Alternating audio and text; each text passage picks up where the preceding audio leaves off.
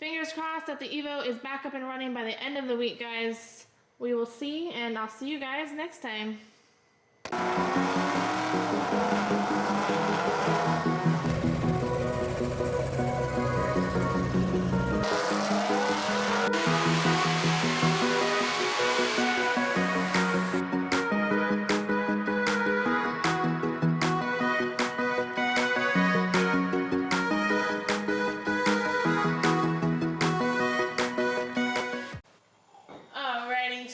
Basically, we put on that gasket, which I can't reach because he raised the car on me.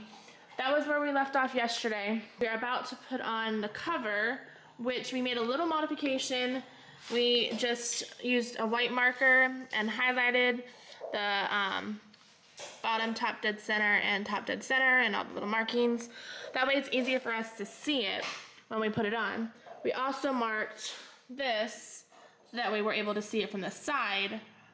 It's gonna be a lot easier, we think, to be able to see it when we have to do the light. So now we're gonna go ahead and put this on. You're gonna do it? Yeah. I was just having issues. Don't crack it. I'm not gonna crack it. Wow. You crack it, we're done. Alright, so the hardest part, guys, is getting it around this pulley up here where the C part is. If you look on this one down here, where that C is, that's where it was getting caught up, but you have to like go back out and in to get to it. So now it is in place, so now we just need the bolts. Thank you.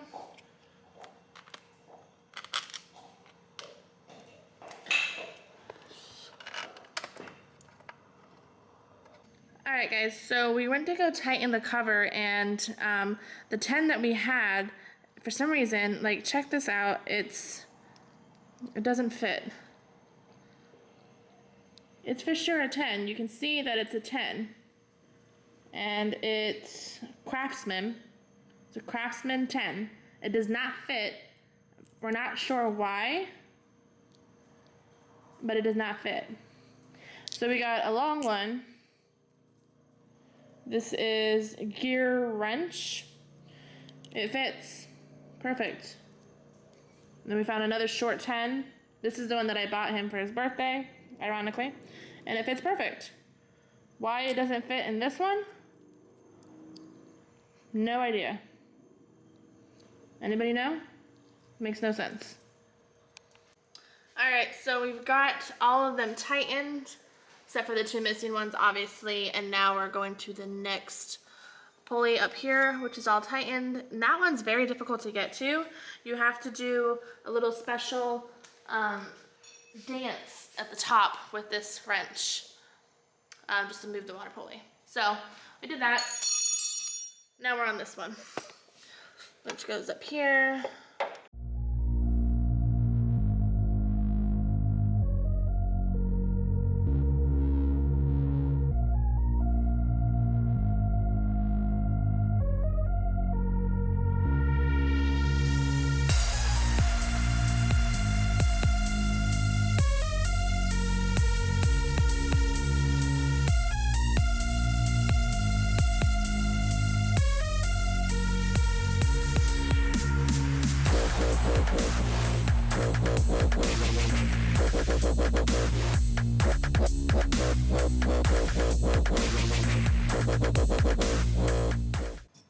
So our little cheat mark, guys, that you can kind of see right there,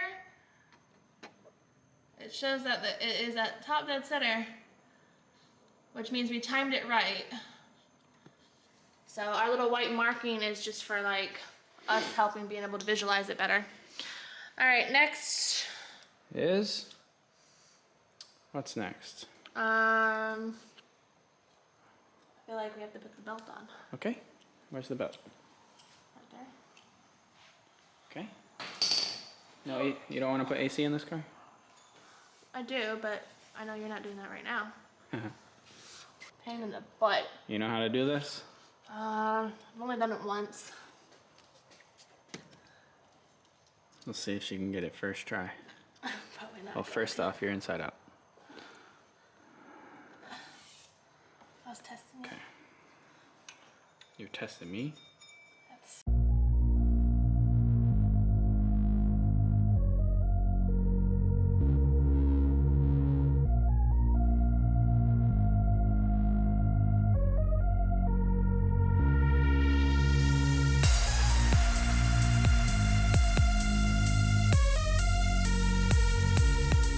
I don't know if you did it right yet. We'll find out when you try and put the thing on. She did it right.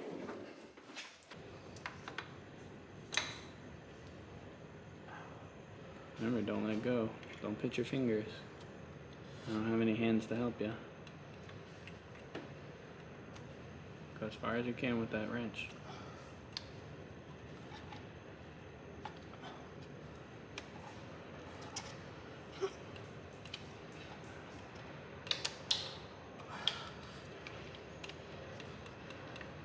Did you get it?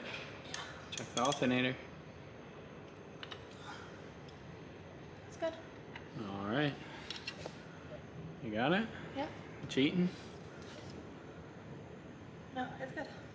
Check it. Here. Hold this. Checking my handy dandy work. Good. Nope, down. Can't really go down. There. Turb skis in the way. Ow. Oh, gotcha.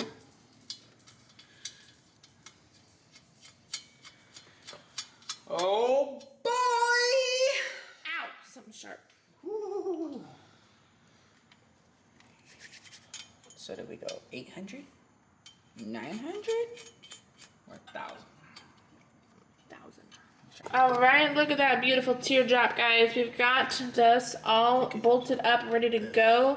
Next thing is going to be moving the turbo up, I kind of want to redo this. or sideways per se. This is a pain. Getting sheepy in place. This is a pain in the ass. I know it was a pain in the butt to get off. And it clears. It's good for now. All right, Sick. sick. The excitement is getting real. Okay, so he's gonna change the slave real quick, and then we're gonna bleed the clutch. And then after we bleed the clutch, we'll be able to put the radiator in. And then once we put the radiator in, we'll put this bad boy in. Intercooler pipe.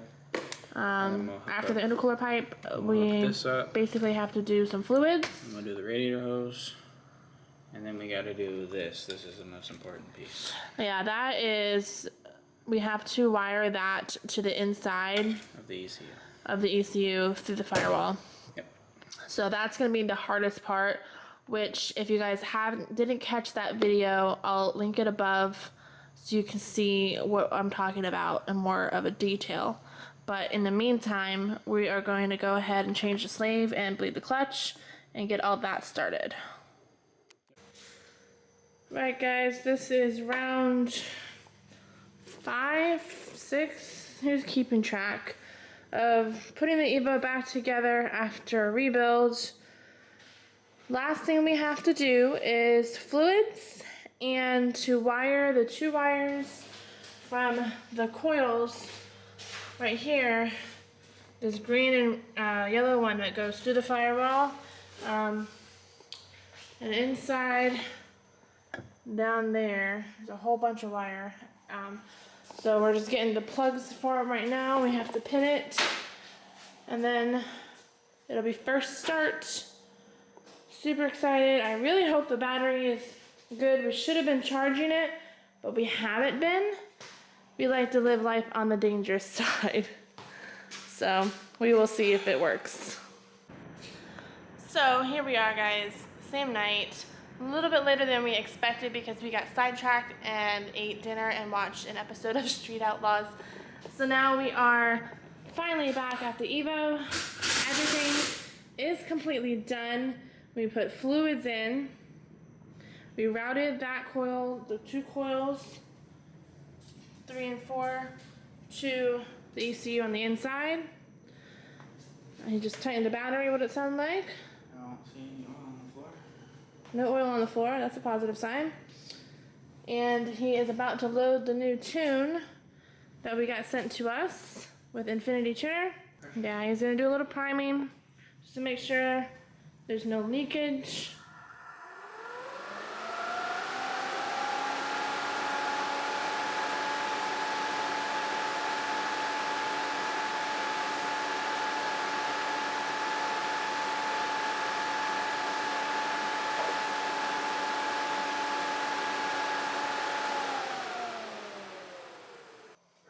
Alright,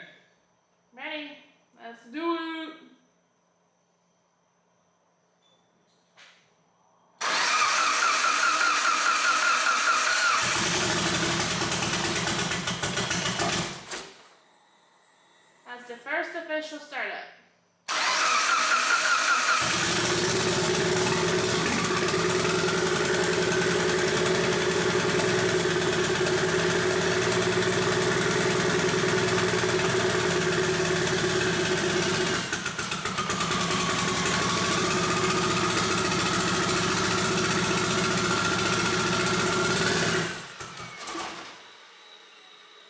Smells like butt.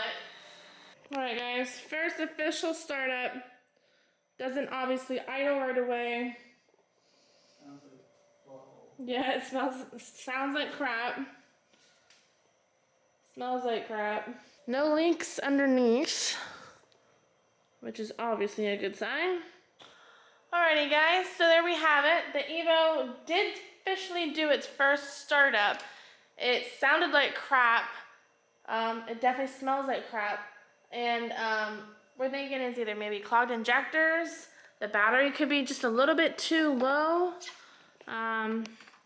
It has a bass tune for the new setup with the Kiggly and all that, but I don't know, it could either be a combination of things. But for now, it officially starts, and it is just gonna go uphill from here. We will see what happens. We are gonna charge the battery overnight and see if it does anything in the morning. If it does, I'll do a quick little update and I'll include it in this video. Alright, so I will see you guys next time. Alright guys, so it is the next morning. I am about to head to work, but we did upload a new tune with a charged battery, so we're gonna see if it does anything. Let's hope and pray. Right? Yes.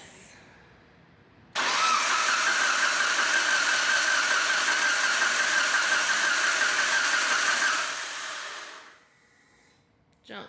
We will update again later, guys.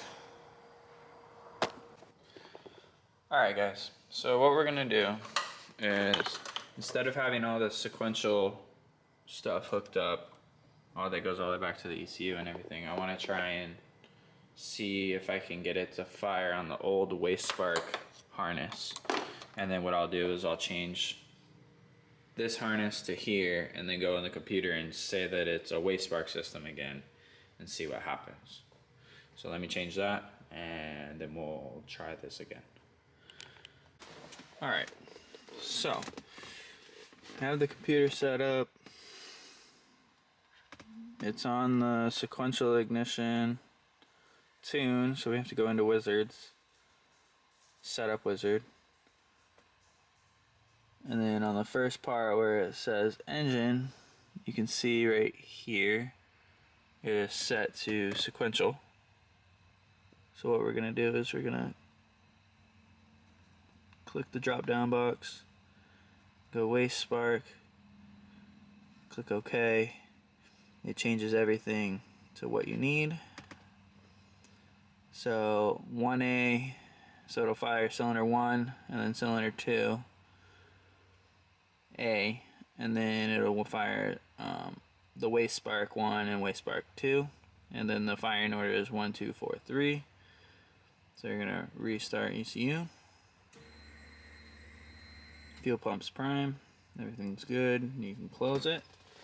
So now it's back on waste spark versus sequential, but it still has all the new Kiggly stuff and everything in it. So now we'll try and start it. And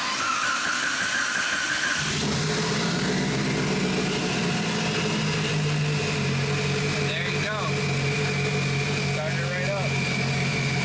So now we know that it is something to do with the sequential ignition.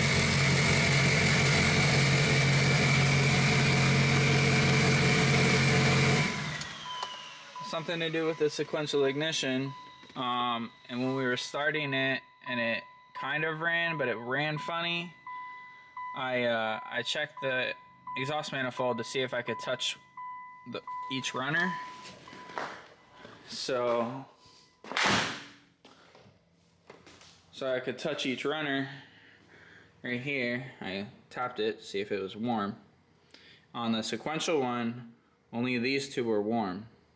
The outside two were cold. I could hold them all the way down at the head and everything like that. Now hot, hot, hot, super hot. So everything's working, the whole thing is there.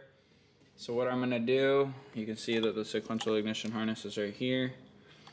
What I'm gonna do is I'm gonna send this information to the tuner, and then what I'm gonna do also is wait for him to get back with me, and I'm probably just gonna keep it on waste spark until he can perfect the sequential ignition, just so I can get it broken in and everything's good. But we know it's not timing, we know it's nothing like that got moved or not plugged in, everything works.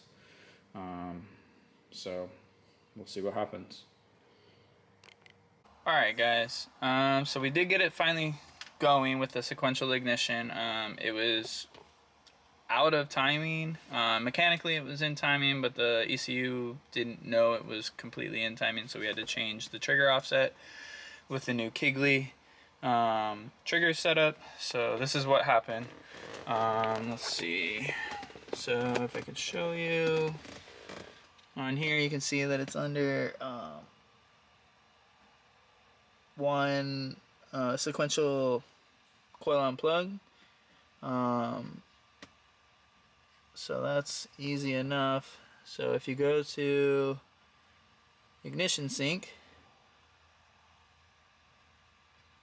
you can go right here and you show advanced settings. And so basically I had to press this button right here, which is lock ignition at 10 degrees before top dead center, and then we hook the light up to a spark plug wire that's shoved into the bottom of the coil that then connects to it, so that we can get a timing light on it and it'll show us everything. So basically when we did that, it was way it was firing way after top dead center, so we needed to retard it. Well, I couldn't. So if you see these two buttons right here, the small and large, I couldn't retard it anymore. So what I did was I had to advance it a lot. So, and then if you look down here, it says trigger offset, you know, X amount of degrees before top dead center. I had to play with it, so I had to go backwards. Well, I couldn't actually click these two buttons to go backwards, so I actually had to go click 360 to make it go forward a full turn to be able to go backwards. But at that point, as you can tell, it's at 417. I had to keep advancing it to actually be at 10 degrees before top dead center when it was locked.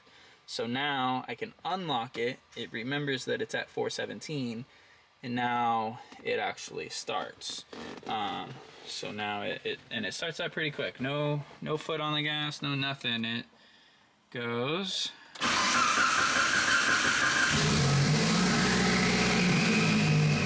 And it sounds so healthy.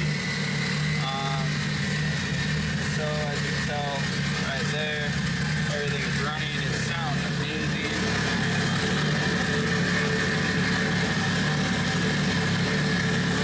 So now we just gotta send this log off to the tuner,